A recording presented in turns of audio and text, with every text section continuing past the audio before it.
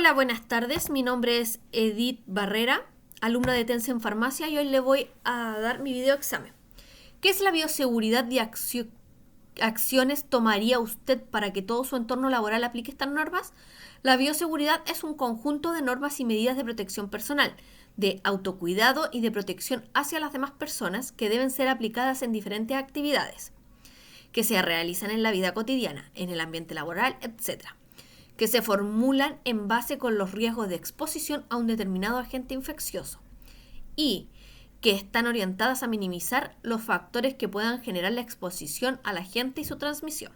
En mi entorno laboral se aplican en todo momento. Trabajo en un CESFAM. Por lo tanto, debemos tener en cuenta siempre los cuidados que nos llevan. Por ejemplo, el lavado de manos antes, durante y después de cada paciente.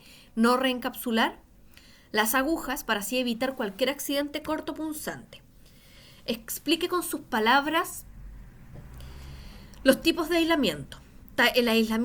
Los aislamientos son conjuntos de procedimientos que separa a personas infectadas de las susceptibles a infectarse durante el periodo de transmisibilidad, en lugares o momentos que permitan dar corte a la cadena de transmisión.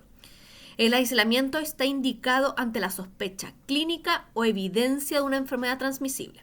Está el aislamiento de contacto, que se utiliza cuando existe sospecha de una enfermedad transmisible por contacto directo a través de secreciones, exudados. Por ejemplo, son patologías como rotavirus, hepatitis A, bacterias multiresistentes, Clostridium difficile, varicela, herpes simples, diseminado, impético, pediculosis, Staphylococcus aureus. Para este tipo de aislamiento se requieren guantes, batas y adicionalmente desinfectar la superficie. También el lavado de manos antes y después de tocar al paciente. Aislamientos por gotitas. Transmisión ocurre cuando partículas de mayor a 5 micras generadas al hablar, toser o estornudar que quedan suspendidas en el aire hasta 1 metro de distancia.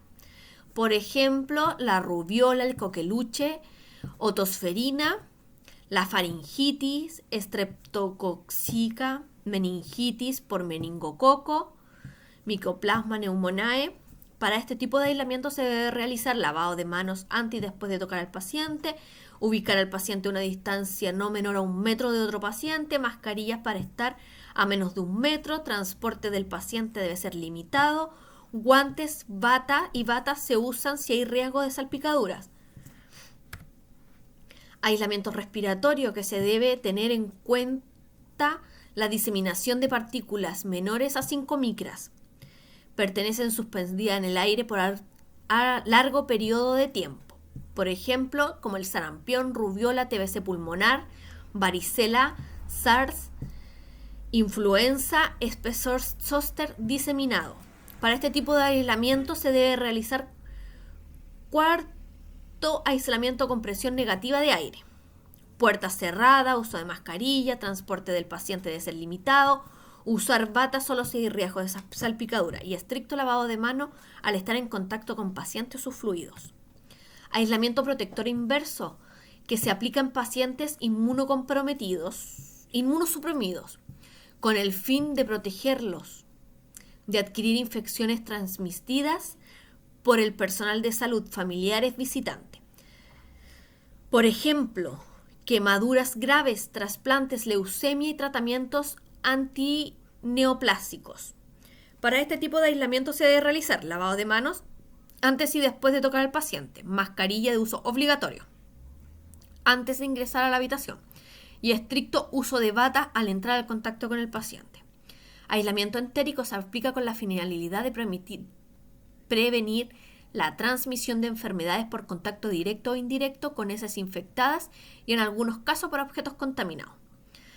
Para este tipo de aislamiento se debe realizar estricto lavado de mano al estar en contacto con el paciente o sus fluidos y se debe utilizar guante y bata adicional cuando se prevea contacto con el material contaminado.